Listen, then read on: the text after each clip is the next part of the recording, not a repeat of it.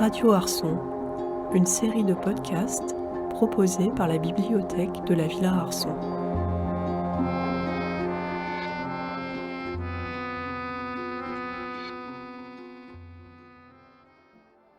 Élodie Petit, alias Gorge Bataille, performe et écrit de la poésie sexuelle et lyrique. Ses sujets fétiches sont le trouble identitaire et la lutte des classes.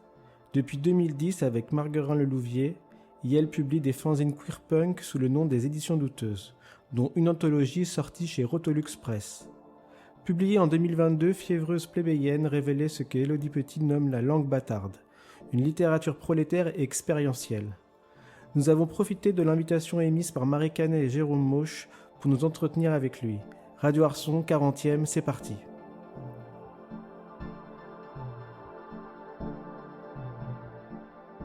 Est-ce que tu peux me raconter un peu comment tu as trouvé ton blaze que tu utilises qu'en auteur et poète, enfin, d'où ça vient et pourquoi, et cet jeu de mots Alors, il y avait deux raisons. J'ai mixé Gorge Profonde, c'était vraiment dans une volonté de rendre hommage à Gorge Profonde et à Linda Lovelace, qui est l'actrice porno qui s'est fait maltraiter en fait après ce film, mais qui a été aussi à l'origine de tout un mouvement féministe ou de toute une pensée. Enfin, je trouve qu'elle est devenue un peu l'égérie d'un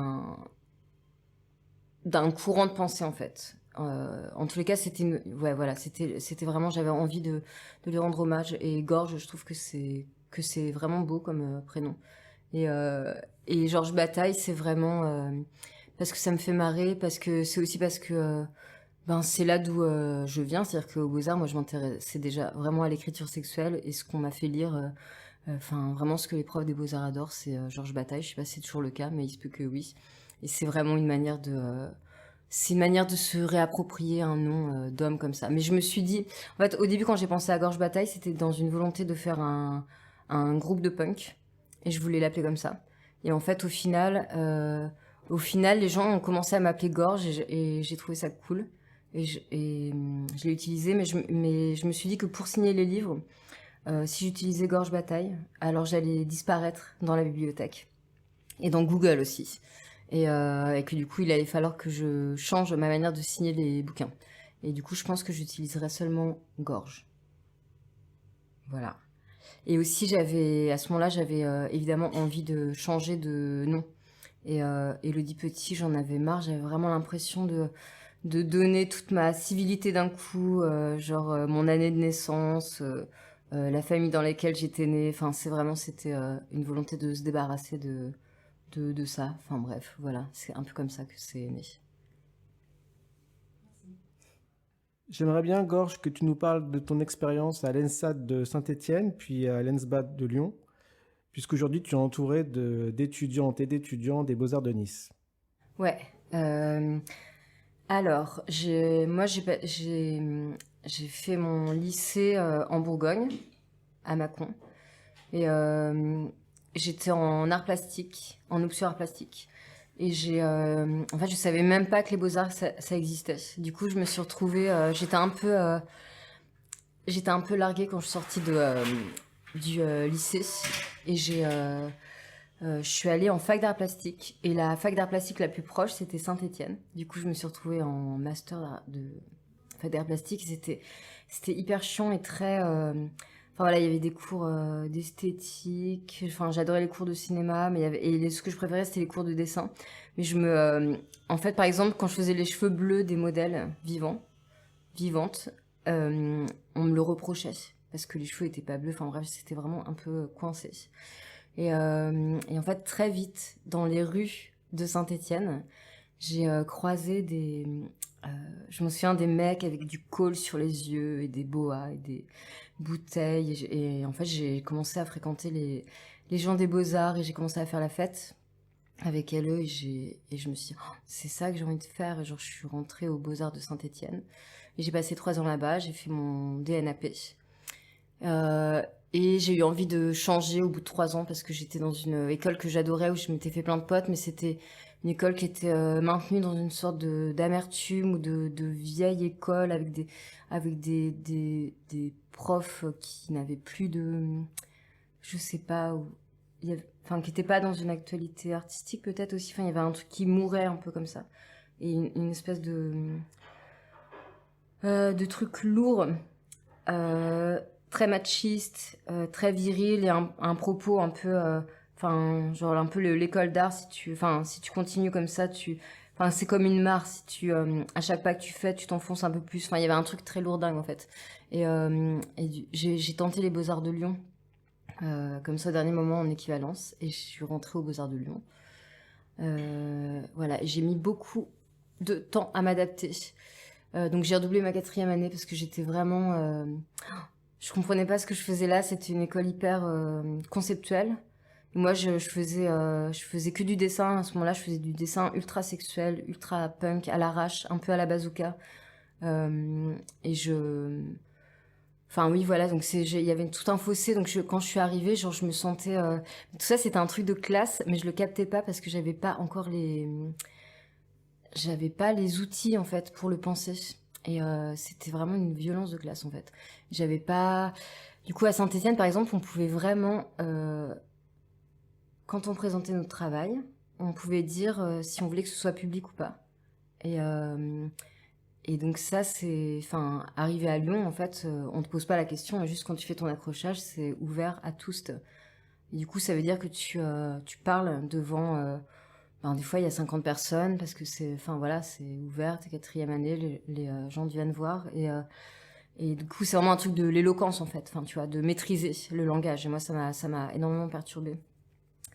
Voilà, j'ai un peu vrillé, j'ai changé ma pratique, je suis allée dans des trucs un peu plus nobles, j'ai voulu tester la vidéo, genre c'est pas du tout mon truc, enfin bon. Voilà, du coup j'ai redoublé, c'était compliqué. Aussi parce que c'est pas le même discours qu'on te tient là-bas dans une école comme ça, on te tient un peu. C'était plus vous êtes l'élite de demain. Enfin d'un seul coup il y a une espèce de grand écart. Voilà, et donc on m'a proposé de redoubler. On m'a posé cette question, c'est Delphine Reist qui m'a posé cette question qui était très utile. Elle m'a dit est-ce que tu as besoin d'une école? Voilà. Et là, du coup, j'ai repensé à tout ce que j'avais, tout ce à quoi j'avais accès à l'école. Et notamment, j'ai pensé au pôle édition parce que c'est là que parce que j'avais envie de faire des fanzines, parce que j'étais dans le papier, parce que c'est là où je me sentais bien. Déjà, à Saint-Étienne, j'adorais faire de la sérigraphie ou de la gravure. Enfin, en tous les cas, enfin voilà, je me suis dit, en fait, si je pars de l'école, effectivement, j'ai plus ça, en fait. Et j'ai plus non plus de regard sur mon travail, j'ai plus d'échanges, j'ai plus de... Enfin voilà, en fait, ça m'a fait reconsidérer, en fait, c'est quoi ce lieu et comment je peux m'en servir. Et vraiment, cette question, elle était précieuse. Et donc, j'ai retapé ma 4e année et voilà, j'ai fini mon DNSEP aux Beaux-Arts de Lyon. Et donc, je suis entrée qu'avec de l'image, je suis sortie qu'avec des fanzines et du texte. Est-ce que tu pourrais raconter comment ça s'est passé, le passage entre des médiums, comment t'es arrivé jusqu'à l'écriture? Parce que c'est un peu une question que je me pose et comment l'écriture peut crisper au début quand t'es débutant et quand t'as d'autres médiums qui peuvent paraître plus compréhensibles en termes visuels parce que c'est plus direct, plus rapide à percevoir. Et quel genre d'attention ça t'a demandé de passer à l'écriture et comment tu y es arrivé, quel état mental t'as trouvé pour y arriver en fait? Ouais. Je sais pas si c'est forcément plus impactant d'utiliser un autre médium. Parce que moi, par exemple, si je suis arrivée à un moment donné, je me souviens que si j'ai préféré le texte, c'est que je trouvais ça justement plus fort que l'image. Genre, je trouvais que les images en étaient envahies et que le langage, il y a toujours un truc tellement plus précis. Je me sentais plus précise des fois. Mais donc, tout ça, c'est venu d'une rencontre. Et c'est important les rencontres parce que c'est souvent comme ça en fait que les choses elles arrivent. Mais donc quand j'étais aux Beaux-Arts de Lyon, j'étais inscrite dans un cours qui s'appelle Art poétique. Et donc en art poétique, il y avait un lien entre l'ENS de Lyon, donc le prof c'est Jean-Marie Glaise à l'époque, qui est un poète français qui a mis en place une revue d'avant-garde qui s'appelle Nioc. dans les années 90. Et donc, une rue de poésie contemporaine. Bref, et donc il y avait ce pont et tout. Et moi, à ce moment-là, mes dessins, mes poèmes étaient... Enfin, c'était même pas des poèmes, c'était des textes. Il y avait toujours du texte à côté de mes dessins, mais si tu veux, je le captais pas vraiment, en fait. Enfin, je sais pas, enfin, juste c'était ensemble. C'était tout le temps lié, en fait, l'image et le texte. Et donc, dans ce cours, à chaque fois, l'idée, c'était qu'il y ait un élève de l'ENS et un élève des Beaux-Arts qui lisent ces textes. Et donc, pour la première fois, quand c'était à moi de passer, simplement, j'ai extrait les textes de mes carnets de dessin. Et je les ai agencés, pas vraiment, même pas tellement retouchés, hein, tu vois, genre... et je les ai intitulés poème 1, poème 2, poème 3, mais c'était vraiment une manière de me foutre un peu de la gueule du poème, ou enfin, je sais pas, tu vois, j'ai pas vraiment de notion de tout ça. Et donc, c'est comme ça que j'ai rencontré Jean-Marie, enfin, je les ai lus à haute voix. Et il a trouvé ça fun ou cool, je sais pas, ça l'a interpellé. Et peu de temps après, il m'a dit j'ai une bonne nouvelle pour toi, tu vas être publié dans New York. Et donc bon, moi tout ça, j'y connaissais rien, c'est-à-dire que la poésie, je savais même pas que les gens en faisaient encore. Tu vois, parce qu'en fait la poésie, à l'école, c'est vraiment, enfin c'est ce que t'es censé apprendre par cœur, c'est des poèmes de Jacques Prévert, enfin ça parle pas du tout à l'actualité dans laquelle t'es à ce moment-là. C'est un peu fastidieux parce que tu dois passer devant tout le monde et le réciter par cœur, c'est le pire de tout, quoi. Enfin et après la poésie, t'en entends plus parler en fait. Enfin t'y as pas vraiment accès si tu tombes pas dessus. Enfin c'était pas, enfin voilà. En fait tu vas pas chercher ça dans une librairie par exemple. Et d'ailleurs le rayon il est tellement minuscule que tu tombes pas facilement dessus non plus, tu vois. Et enfin bref. Et souvent aussi, il est pris d'assaut par des noms d'hommes. Enfin bref, c'est pas un truc qui te parle complètement. Et donc, j'apprends. Donc voilà, en fait, juste, il me publie dans cette revue. Et donc, je prends conscience de tout un truc, en fait. Non seulement je prends conscience, mais je prends confiance, évidemment. Parce qu'en fait, c'est quand on te donne la parole et qu'il y a quelque chose qui vient comme ça derrière, qui appuie, en fait, ça te donne une assise, en fait. Et voilà, et je leur remercie pour ça. Enfin, c'est précieux, en fait. Et à un moment donné, voilà, c'est juste... Et après, j'ai pris plaisir, en fait, à juste fouiller là-dedans, en fait, à cet endroit-là, tu vois. Et c'est... Ouais, voilà. Ça me fait penser à tout ce que tu dis, ça peut aussi revenir à ce que tu disais tout à l'heure, que ça t'a fait du bien, t'avais besoin de faire des fanzines et d'être publié, enfin de te publier pendant des années. Et ça me ramène au truc dans l'écriture que souvent quand on écrit pour soi, dans l'intime, et après il y a cette chose de quand on le lit, ce qu'on écrit, ou après quand on le partage. Et enfin en tout cas, je sais que ça peut bloquer plein de gens de relire ce qu'ils ont écrit et après de se dire je vais le publier, les gens vont le lire. Et comment en fait passer... Enfin, est-ce que c'est vraiment important de publier, enfin en tout cas de le sortir et de dire ok, je fais un petit fanzine pour que peut-être quelqu'un tombe dessus? Bah, en fait, je pense que des fois, en fait, le problème, c'est comment on sacralise l'écriture ou globalement ce qu'on écrit, ou même ce qu'on fait, en fait. Enfin, je trouve qu'on nous apprend pas à nous débarrasser de ce qu'on fabrique. C'est-à-dire qu'on met trop de préciosité dans ce qu'on est en train de fabriquer. Et c'est dommage parce qu'on n'arrive pas à le lâcher et que c'est justement quand on arrive à s'en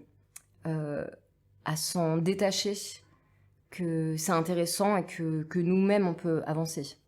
Du coup, il faut vraiment... En fait, je me souviens que j'avais écrit un texte sur les poètes et les vides-greniers. Et en fait, je comparais les gens qui écrivent à des gens qui ramènent, par exemple, leurs chaussures usées ou leur vaisselle ébréchée au vide-grenier, mais qui n'arrivent pas à le lâcher à des prix hyper bas, enfin qui n'arrivent pas à le lâcher, c'est-à-dire qu'il y a quand même... c'est-à-dire que tu mets dans des objets en fait qui sont finis ou fanés, tu leur laisses une valeur sentimentale et tu n'arrives pas à les lâcher aux autres alors que tu es là justement pour les... Il y a ce truc qui tient, quoi. Et voilà, je pense qu'il faut lâcher. Et ce qui est bien dans le fanzine, parce qu'en fait, ça je pense que c'est très français aussi, hein, le fait de se dire que tu écris et que du coup, que la finalité c'est le livre. enfin, c'est dommage, ça bloque tout en fait, parce que en fait, déjà le circuit de l'édition, il est tellement rempli de jalons. C'est-à-dire que d'arriver jusque dans une librairie ou jusqu'au format papier, enfin, c'est tellement long en fait. Et du coup, enfin, moi je sais que le fait d'avoir, j'ai commencé à faire des fanzines parce que c'était hyper, parce que j'aimais bien faire des cadeaux en fait. C'est vraiment, j'avais envie d'offrir en fait. Et c'est ce que je continue à faire, hein, mais c'est dans cette idée, je me suis jamais brimée, par exemple. C'est-à-dire que je finissais un texte, je l'imprimais et je le donnais, et du coup je pouvais passer à autre chose. Et je pensais pas, en fait, j'ai pas du tout pensé au livre avant. Enfin, mon premier livre, le premier livre qu'on a fait avec Marguerite, donc qui rassemble les éditions douteuses, l'anthologie douteuse, c'est sorti en 2021, je crois. Je pense que j'avais 33 ans, un truc comme ça. En fait, j'ai pas cherché d'éditorice avant. C'est-à-dire que tout mon travail, il circulait ou en fanzine, ou en lecture. Et les fanzines, c'était les supports de mes lectures. Et dès que j'étais invitée pour faire des perfs, en fait, je ramenais mes fanzines. J'allais aussi dans les salons d'édition, d'auto-édition. Que ce soit des salons punk, d'extrême gauche, ou des salons de plus graphiques. C'est vrai que souvent, les gens, ils étaient un peu déçus quand ils voyaient du texte à l'intérieur, parce que, enfin, moi, j'ai vraiment commencé dans les salons de graphique, en fait. Et du coup, j'étais avec des potes qui faisaient juste des dessins, des collages, des trucs hyper léchés et tout. Et moi, les gens, ils arrivaient et quand ils s'ouvraient que c'était du texte, ils étaient un peu déçus. Mais parce que ça se faisait pas trop, en fait, les fanzines de texte. Mais sauf qu'en fait, aussi parce qu'on n'est pas habitué en France au texte court, je trouve. Enfin, il y a plein de trucs, en fait, là-dedans. Mais en tous les cas, juste les fanzines, ça permet de répondre à une urgence, distribuer, être lu, faire que ça reste pas dans ta table de chevet, en fait, comme un vieux truc précieux qui finira par, enfin, tu vois, par t'engloutir. Et ça permet aussi de garder une langue.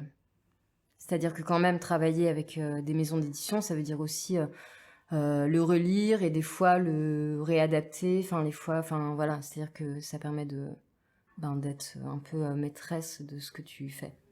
Ce qui m'inspire beaucoup dans cette vision de production du texte, c'est que il y a plein de moments quand tu peux retravailler et revoir ton texte. Donc, dans ta vision, il n'y a pas forcément de fin, parce que tu parlais aussi de fin finale du texte qui est, selon des stéréotypes, un livre.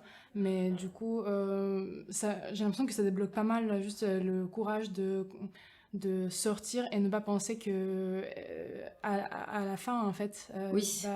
Et du coup, ma question, c'était, est-ce que quand même pour toi, il y a une forme finale de ta production, enfin pour telle ou telle pièce, ou quand est-ce que tu sais qu'elle est là, ou est-ce qu'elle n'existe pas du tout, et tu sais que tout ton travail, tu peux revoir encore 1000 fois dans ta vie, ou revenir dessus qu'est-ce qui est ta... Par exemple, Fiévreuse plébéienne, qui est le livre qui est sorti après l'anthologie douteuse chez Autolux, et Fiévreuse plébéienne qui est sorti aux éditions du commun, du coup 1 ou 2 ans après. Ça c'est vraiment un texte fini, et je sais parce que je l'ai mûri pendant longtemps, pendant des années. Il était un peu dans mon crâne, genre en gestation. Vraiment, je sentais que j'étais en écriture, j'écrivais des trucs partout dans les notes de mon téléphone, dans mes carnets, enfin bref. Et voilà, et après j'ai pris vraiment ce temps pour en faire un objet. Mais en fait, comme je disais hier, c'est vraiment j'utilise l'écriture comme un médium. C'est-à-dire qu'avant, c'était du dessin, du collage. Mais l'écriture, je m'en sers de la même manière. Donc c'était vraiment, j'avais toutes ces matières et je les ai agencées. Et ça a créé ce truc, quoi. Et là, je savais que c'était fini parce que aussi, j'en pouvais plus de bosser dessus. Et que vraiment, Fiévreux, je l'ai pensé vraiment comme un manifeste. Parce que je me souviens que quand l'anthologie est sortie, c'était tous mes fanzines et tous les fanzines de Marguerite qu'on avait commencé en 2010. Donc 2010-2020, et une anthologie quand même, c'est... tu penses que... jamais je me suis dit que ces fanzines, ils allaient sortir en livre, par exemple. Et c'est bizarre de se présenter au monde littéraire avec des textes que t'as écrit il y a 10 ans, tu vois. Genre, t'as l'impression que ça va sortir quand tu seras mort, peut-être. Mais genre, pas le premier livre que tu sors, tu vois. Et c'était vraiment étrange de relire des... En plus, Enfin, ce qui est intéressant, c'est aussi comme la langue, elle change.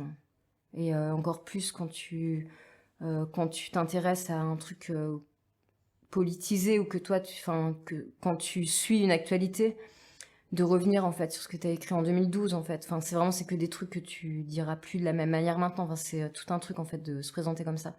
Et je me souviens que du coup, dans Fiévreuse plébéienne, j'avais vraiment besoin de poser un truc de c'est quoi en fait la littérature pour moi ou comment je le vois. Enfin, un truc comme ça, ouais. C'est un peu peut-être scolaire ou je sais pas, mais c'est à qui tu t'adresses quand t'écris?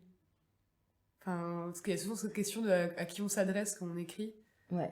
Et est-ce que tu penses que, enfin, parce que je pense qu'il y a c'est pas, il y a pas une seule réponse. On peut s'adresser à soi comme à un, un coupable imaginaire ou au monde entier ou, enfin, comment tu te... Ben, déjà, je sais que j'ai toujours envie que ça parle à ma mère et à ma grand-mère. C'est un truc. Enfin, c'est-à-dire que bah, je sais pas, évidemment, j'ai envie de m'adresser au peuple, tu vois, mais dans tout ce que le peuple comprend, en fait, de, de populaire et enfin, ou de plus vaste, en fait. Un truc comme ça. Et voilà, du coup, c'est pour ça que quand même, même si c'est une langue expérimentale, je pense que c'est une langue aussi qui est saisissable et directe. Et du coup, j'ai envie d'un truc populaire, tu vois. Ouais, voilà. Moi, j'ai une question. Ça change un peu le sujet, Ça, c'est bien. mais ça m'intéresse. En fait, dans Anthologie douteuse, j'ai lu un texte qui m'a pas mal touché et où tu parles de ta situation, en fait, dès que tu es sorti des Beaux-Arts, où c'était vraiment la grande précarité, où tu racontes que tu as fait un CDD. Et donc, bah, ça rassemble un peu toutes les peurs que nous, on peut avoir en tant qu'étudiant des Beaux-Arts. Est-ce que tu peux nous parler de cette période-là, de comment en fait tu l'as vécu et qu'est-ce que je sais pas, ça t'a apporté dans ta pratique ou pour la suite? Bah ouais, c'est une bonne question. Parce que c'est vrai que mais c'est ce que je disais hier, on a eu une bonne discussion là-dessus sur...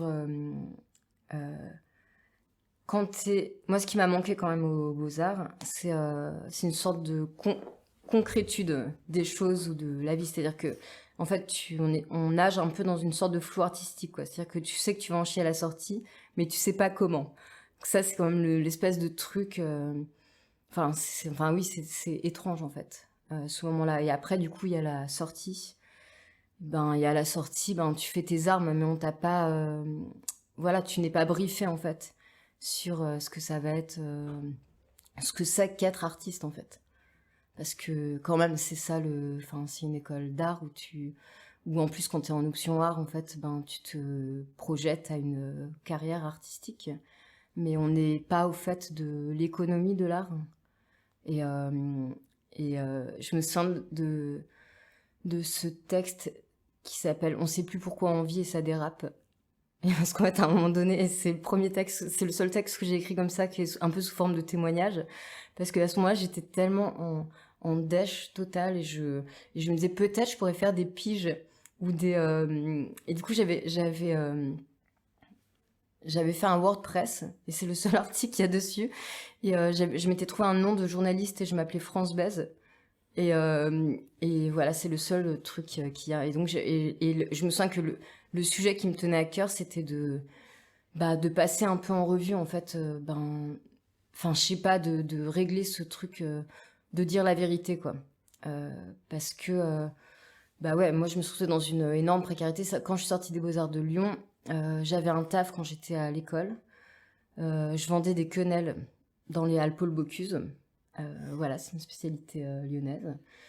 Et quand je suis partie, j'avais envie d'aller à Paris. Et il s'avère que la boîte pour laquelle je bossais, ils ouvraient une boutique à Paris, place des Vosges. C'était gastro, hein, quand même, le truc. Donc, et donc, j'ai bossé, enfin, j'ai négocié 2 CDD. Parce que je voulais le chômage, évidemment. Et j'ai bossé pendant 14 mois. Ouais, j'étais seconde de boutique. Je faisais 35 heures par semaine. j'étais en décalage total avec mes potes qui allaient au vernissage au Palais de Tokyo. Enfin, c'était super dur. Mais après, ce que ça a maintenu, c'est une sorte de colère, hein. Enfin, et une sorte aussi de réalité, en fait. C'est-à-dire qu'en fait, tu as les pieds sur terre. Et de toute façon, j'ai toujours eu les pieds sur terre parce que j'ai toujours bossé à côté de mes études. Donc ça te permet quand même de pas trop planer, en fait. Mais c'est vrai que la réalité, elle te rattrape direct à la sortie. Mais du coup, ce qu'il faut faire quand même, c'est de rester soudé et de faire des trucs, ouais, des trucs en collectif et tout. Mais il faut quand même savoir que oui, que c'est précaire quoi. Et aussi, ouais, ce que je disais hier, par exemple, un des trucs qu'on nous apprend pas, c'est parce qu'on est amené beaucoup à faire des ateliers. Et ça, c'est un truc, je pense qu'on devrait y avoir des cours. Parce que chaque résidence que tu vas obtenir, on va te demander à côté d'animer un atelier avec ta pratique, en fait, dans un lycée, dans une EHPAD. Enfin bon, tu vas être amené à faire je sais pas combien de... Et c'est un truc aussi, je trouve qu'on ne... Enfin, ça nous tient vraiment à cœur avec Marguerite de prendre la mesure de ce que c'est et à quel point ça peut être important et beau, en fait, de transmettre sa pratique. C'est-à-dire que c'est pas, en fait, de travailler, par exemple, et de faire des ateliers, ça peut être un truc vraiment cool, en fait, que tu peux utiliser, en fait, d'un point de vue politique, enfin... Parce que voilà, en fait, ça va être une possibilité pour gagner de l'argent, par exemple, à la sortie, en fait, c'est développer une activité où tu proposes des studios, en fait, avec ta pratique, tu le développes un peu comme l'atelier d'écriture qu'on fait ensemble, là. Voilà. Et... Oui, et sinon, je dirais que je suis sortie de la précarité il y a à peu près 2 ans, vraiment. Enfin, entre-temps, j'ai eu plein de taf, mais moi, j'ai l'impression que une carrière, ça met du temps à se mettre en place. Et il faut tenir et toujours travailler, toujours y croire, parce que ça va pas arriver quand tu sors de l'école, en fait. C'est faux, c'est impossible, parce que même toi, t'as pas été au bout, en fait, de ce que t'as à dire. Et c'est pour ça même que par exemple, jamais cherché d'éditoristes avant. C'est-à-dire que je me sentais pas mûre de toute façon pour... j'aurais pas voulu faire un livre que je regrette, par exemple. Et là, en fait, voilà, je vais avoir 40 ans. Je pense que c'est un peu l'âge où les choses, elles se posent un peu, où t'as trouvé une économie. Voilà. Et t'as dit que tu reprenais tes études. Ouais. Et tu peux nous dire un peu plus sur ta reprise d'études, du coup? Ouais. J'ai repris des études cette année dans une école qui s'appelle l'EHESS, qui est une école de sciences sociales. Voilà, à Paris, mais une antenne à Marseille aussi, mais je suis à Paris. En art, littérature et langage.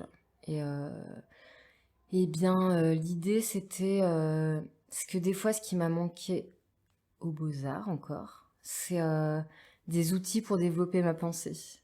C'est-à-dire que je sens des fois que j'ai un instinct, une idée, mais j'arrive pas à aller à tisser des fils et à aller plus loin en profondeur. Enfin bon, en tous les cas, j'avais un besoin comme ça d'apprendre à dérouler, en fait. Et donc, je me suis inscrite en master en art, littérature et langage. C'est un peu dur de reprendre des études avec tout ce que je fais à côté. Mais c'est intéressant. En fait, si je suis arrivée à cet endroit-là, c'est aussi que l'année dernière, j'arrivais plus à écrire et que je trouvais plus vraiment de sens dans ce que je faisais. Ça, je pense que c'est dû au fait que je vis de ma pratique. Donc il y a quand même un épuisement qui se fait sentir aussi. Le fait des fois de capitaliser sur une pratique artistique ou créative, ça te fait te poser plein de questions et t'épuise aussi une forme forcément. Et tu rentabilises tout en fait. Ça c'est étrange. Et j'avais perdu le sens du langage aussi. Je trouvais plus de mots pour riposter. Parce que je trouve qu'en ce moment le langage il est épuisé. J'en parlais hier de cette novlangue et le fait oui voilà que à partir du moment même où les mots sont énoncés, ils sont presque vidés en fait. Ou alors qu'est-ce que c'est d'être queer, les identités sont, voilà, tout ça ça m'a beaucoup angoissée. Du coup, j'avais besoin d'aller voir ailleurs si j'y étais. Et aussi, dans la poésie, il y a tellement un effet... il y a beaucoup de poésie qui sort. Enfin, je sais pas, la langue poétique, enfin, qu'est-ce que c'est? Enfin, bon, en tous les cas, c'était vraiment une manière de creuser quelque chose. Et ce que j'ai envie de creuser, du coup, à l'EHESS, c'est la langue bâtarde. Donc, ce que j'ai appelé la langue bâtarde, et qui est... donc, c'est un manifeste qui est au centre de Fiévreuse plébéienne. Et du coup, c'est vraiment creuser... C'est aussi creuser l'idée de quelle serait une langue de riposte à l'heure actuelle. Ou quelle serait, par exemple, une langue prolétaire à l'heure actuelle. Enfin, voilà, en tous les cas, c'est une littérature qui parle de classe, de réinventer la langue, Enfin, voilà. En gros, c'est ça. Ouais. Et est-ce que à l'EHESS, est-ce que tu trouves des interlocutrices, interlocuteurs aptes à t'orienter, t'aider dans ta recherche d'une nouvelle langue ou d'une langue qui serait plus proche de toi, ou je sais pas. Ouais. En fait, là, je travaille avec Patricia Falguière, qui est historienne de l'art qui est spécialiste de la Renaissance. Donc, on n'a pas... mais bon, qui est ultra érudite et passionnante. Et on a vraiment des échanges hyper riches. Et on a vraiment dessiné une sorte de plan. Et ça, c'est intéressant, hein, parce que... Enfin, vraiment, elle m'a guidée, en fait. Enfin, c'est au bout de... Voilà, on a discuté très longtemps. Elle m'a proposé une sorte de plan de mémoire, parce que je dois faire un mémoire pendant 2 ans. Peut-être 3 ans, parce que je pense que je vais pas y arriver en 2 ans. Mais où je commencerai, on va voir si je m'y tiens. Mais la première partie, ce serait par exemple, quelle serait une contre-langue bâtarde? Donc, enfin, c'est vraiment revenir sur, par exemple, qu'est-ce qu'on pourrait imaginer d'une langue peuple? Parce qu'une langue peuple, ça existe, c'est un terme qui existe. Ou d'une langue populaire, un truc comme ça. C'est aussi revenir sur le populisme. Enfin, voilà, ce serait fouiller un peu tout cet endroit-là pour après mieux définir en fait la langue bâtarde. Et là, je m'appuie sur des autoristes. Pour le moment, je travaille avec Denis Belloc et Michel Causse. Et oui, et l'année prochaine, parce que Patricia part à la retraite, je vais travailler avec Tiffaine Samoyo, qui est une critique littéraire, biographe de Roland Barthes aussi, et qui a écrit ce livre super sur la violence et la traduction. Voilà, du coup, ouais, ça va, j'ai des bons...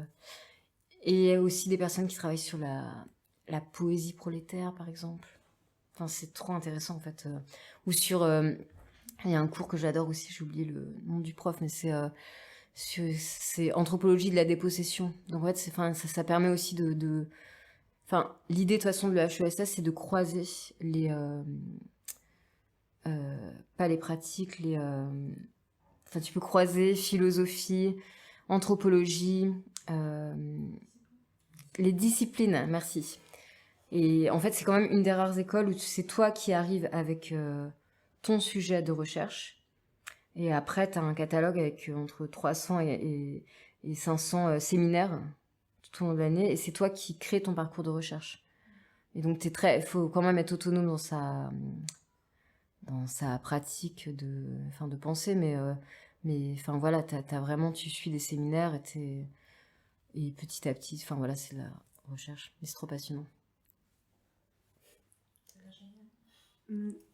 Et genre, à part la fac ou d'autres endroits, enfin, là la fac en l'occurrence, est-ce que tu aurais des cercles de poètes, d'écrivains, écrivaines, de maisons d'édition indépendantes que tu conseilles, connais, qui...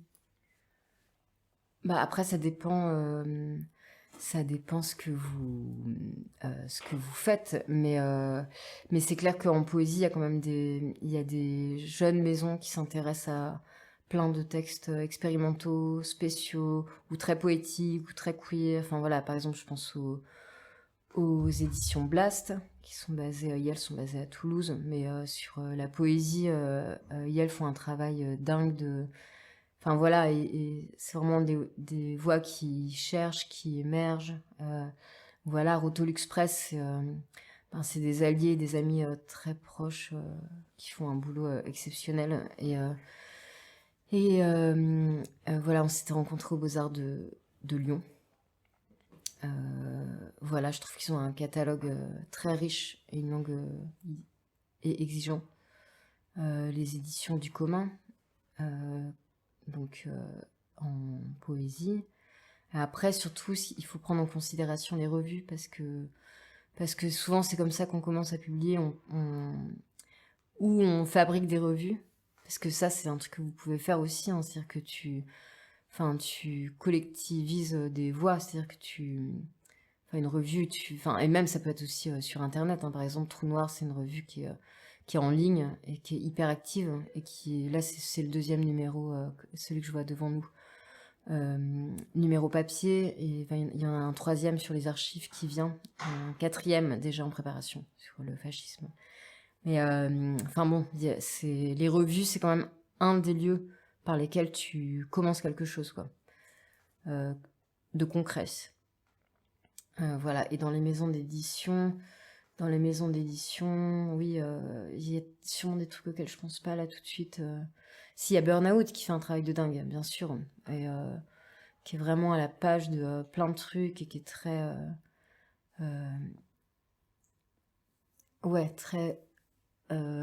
très vaste catalogue, avec des livres pas chers, ça c'est cool.